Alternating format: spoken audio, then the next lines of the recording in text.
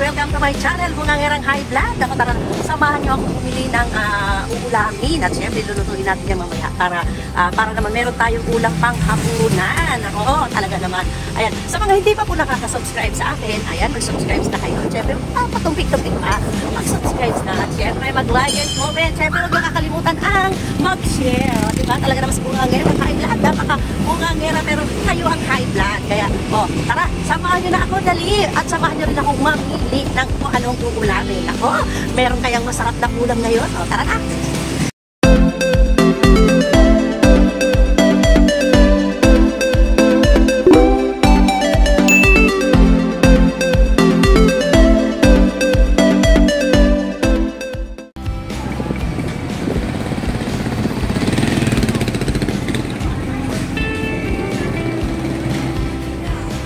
Ayan, dito tayo bibili.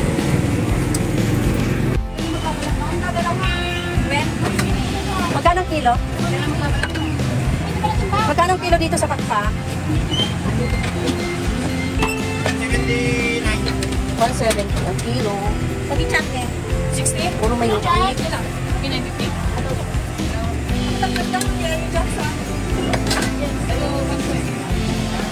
Wala ba yung ano? Wala ba yung walang leeg? Puro may leeg? Patanggal. Okay lang ba?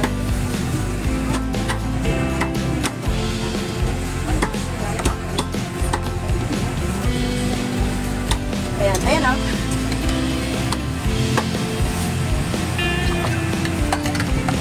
Ito. 243. Ayan, sige. Pati magkano yung sayote? 60. Mahal ang sayote ngayon, no?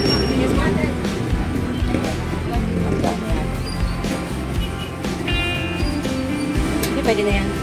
Sayote, ano nga. Wala kayong ano, talbos ng sili? Wala, no? Ito na lang sili. Masarap naman yung ano, mustasa sa ano, sa tinola. 39? Ito.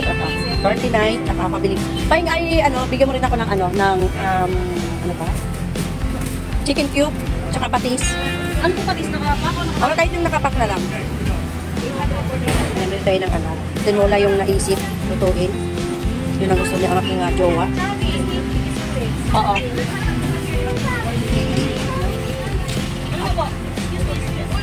Ito, masarap to, mustasa, pamalit sa sili.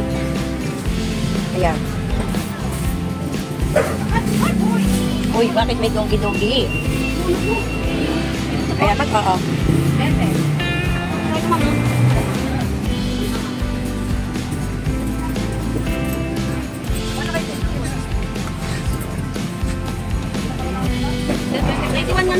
Kaya 91? Ito, mayo to.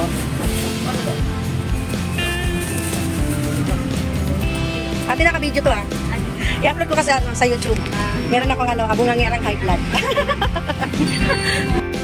Ayan guys, nakabili na ako ng ng aking lulutuin at syempre ang napili ng aking josawa ay ang tinolang pakpak ng manok, di ba? Nakabili na tayo kaya paborito niya kasi ang pakpak ng manok kaya yun ang pinili niyang ulam. Kaya ayan, tara, samahan niyo ako ulit sa aking pagluluto. Ayan guys. Ayan, syempre bago tayo magluto ng ulam, magluto muna tayo ng kanin. Ayan, medyo madilim na kasi hapunan, maghahapunan gabi na. Ayan. Sa mga hindi marunong magsahing dito, ayan, syempre, tansya-tansya lang. Tansya-tansya lang ang paglalagay ng tubig. Ayan, sa sa rice cooker naman ay talagang sukat na sukat hindi na ng bigas. Yan kasi dapat ang tubig.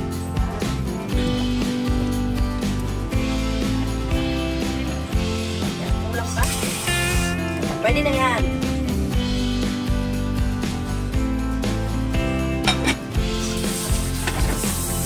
Ayan. Kung mapapansin nyo, wala yung hawakan ng aming kaldero kasi alam nyo, nung nagpakasyon kami sa Davao, ito yung ginamit namin. Ginawa namin ihawan yung handle.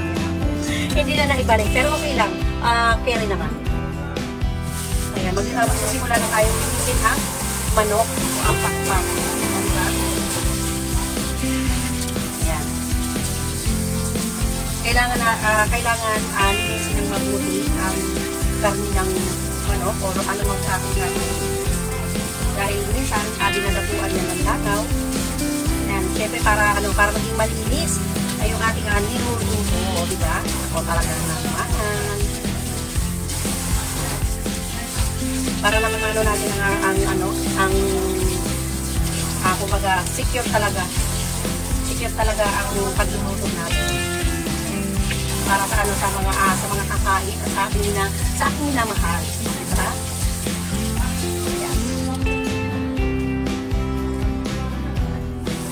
Ayan. Tugasan natin kita natin sayote. At syempre yung pangalawa. Ayan, bago natin babalatan yan, tugasan muna natin.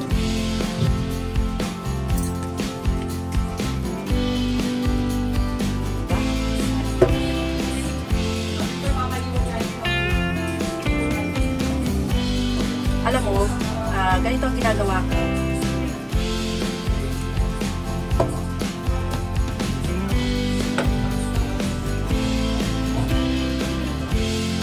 Yan, para mabilis lang siya. Mabilis lang balatan ang magbalat sa mga nirang highlight. Mabilis lang. Yan, ganyan lang. Diba? Mabilis lang pagbabalat sa sayote. Ganyan na paraan hindi siya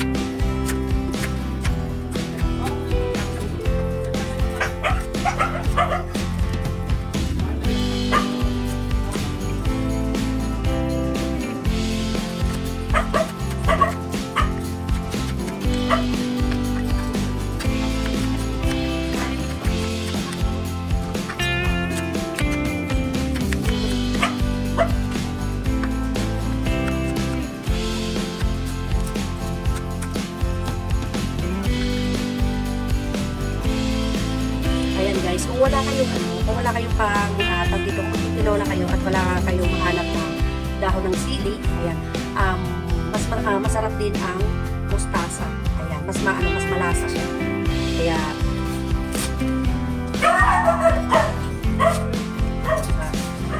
gasa natin.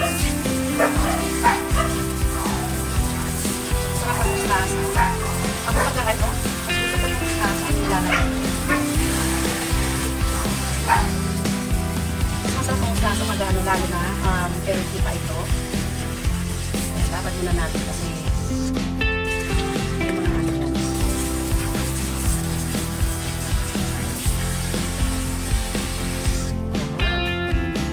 Tara na, luto na tayo. Start na, start. Siyempre, meron pa tayong sili. Ayan, hindi makakalimutan ang sili. Ayan, hindi makakalimutan ang sili.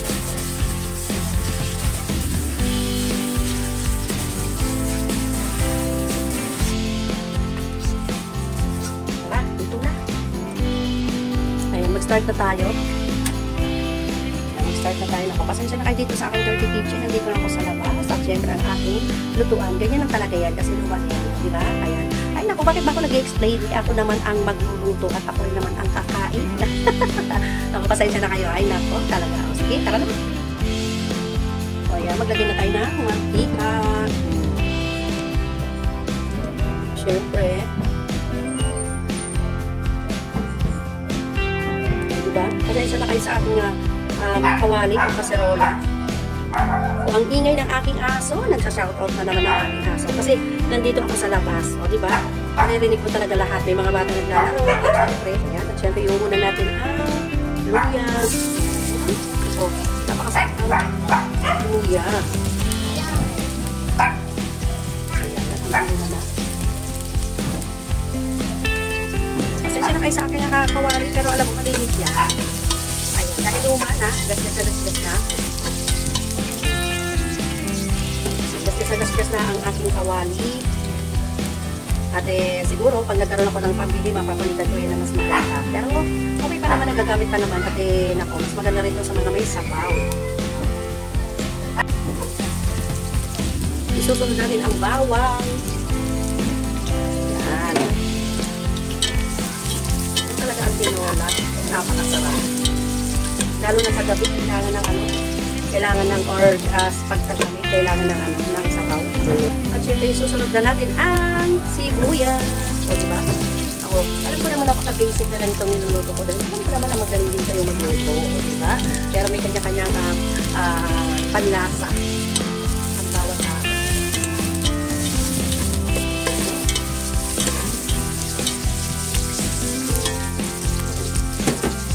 At syempre, isusunod na natin ang nilinis kong manok kanina. Ayan.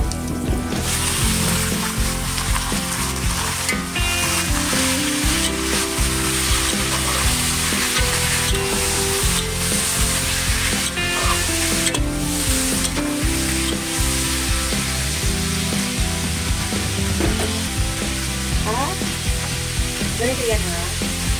Ako naman, yung ginagawa ko, yan. Naglalagay ako ng chicken cubes, ang kalapa. Ayan. Bago ko tapan yan, para habang naluluto, ang manok, ayan, including sinusuot ang lasa sa loob ng manok.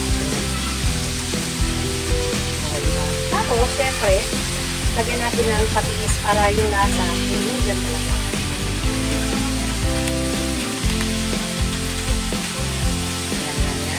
Diba? Siyempre, dapat kasi, ayan, hindi sponsor yan. Pero, syempre, yan naman talaga ang nakasanayan ng kandito. Ha? Yung mekos-mekos natin yan. Ako talaga naman ang mekos-mekos na yan. Yung salitang mekos-mekos. Diba? Kasi kung sa magtutubig yan, so, tahalo na yung lasa. Tapan muna natin. Ayan, syempre, tapan na natin.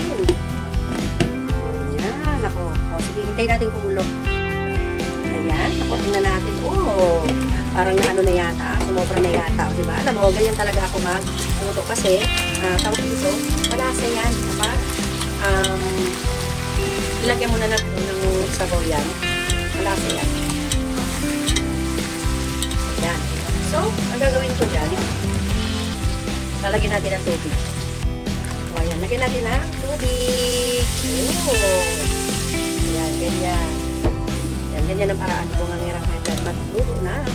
Tinola. Yung alam mo yung parang napiprito na yung yung kasi, ayan, para secure na lutong-luto at syempre malasa yan. Ayan. Ayan, takpan natin ulit. O, ayan. Naku talaga naman. Ay, naku, ayan. O, diba? Iba ang kulay niya. At ilagay na natin ang sayote. Ayan, sayote. Masarap yan.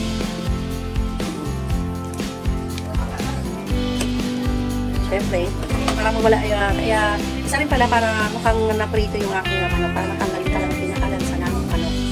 Ayan, so takpan natin ulit. Then natin kumulo. So ayan, kumulo na. Siyempre, ilagay na natin ang mustasa. Yung sili muna. Ayan, sili. Kailangan ay siyempre ang mustasa.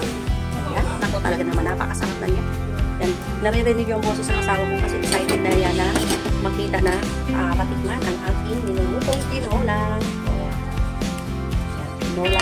At syempre, naku, nagdagan natin ito ng konting pampalasa ang asin. Okay lang para,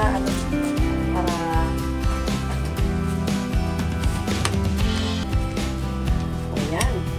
Ayan na, tandaan nyo ha, kung wala kayong makitang talbos ng sili, ayan, mustasa po ang inyong ilagay.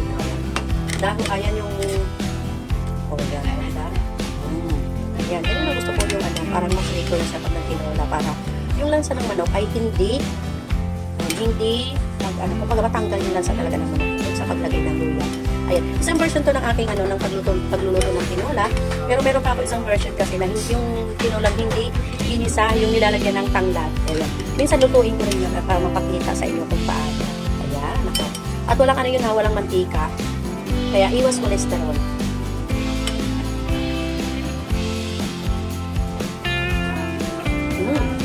Sakto na sa lasa. O, diba? Tapos sinasabi ko na. O, diba? Ayan. Takpan natin ulit, syempre. At tapos na yung ating Ayan. Luto na siya, guys. Ayan, ang aking tinola. Ang version ni Bungangerang High Blood. Nako, talaga naman. Ayan, sana kung natikman nyo talagang masasabi nyo na masarap ang lasa. Walang kalansa-lansa. O, ayan guys. Ayun, nasamahan nyo ako sa aking pagluluto ng tinolang manok. Kaya, ayan, sa mga sa mga kasama ko nga, ayan, ang aking asawa niya may bisita na naman. O, diba? Kaya sabi ko sa inyo, dito ako nagluluto sa labas. Kaya, ayan. Maraming salamat sa inyo panonood at syempre sa pagsama sa akin sa pagluto ng aking ulam. O, diba? Ayan, maraming salamat guys.